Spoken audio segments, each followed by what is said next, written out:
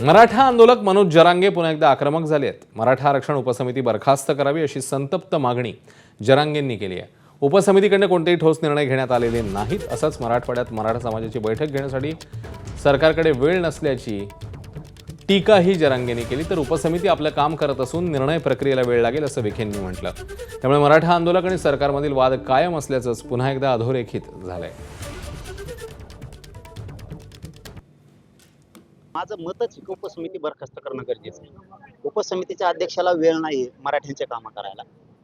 कुणबी आणि मराठा सेपरेट मंत्रालय स्थापन केलं पाहिजे, म्हणजे पूर्ण वेळ काम करण्यासाठी तिथं मंत्री उपलब्ध होईल।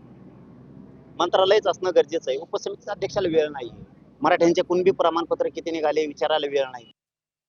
आता मनोज जरांगे पाटलांचं मला वाटतं काहीतरी त्याच्यामध्ये काय माहिती गैरसमज असतील काय ते अध्यक्षपद मी राहिलंच पाहिजे काही नाही आहे।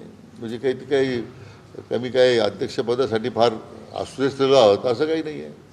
जे काम त्या समितीच्या माध्यमातून सुरू आहे त्याची मी वस्तुनिष्ठ माहिती मला वाटतं गेल्या आठवड्यात जरांगे पाटलांना अहवाल पाठवलाय मी।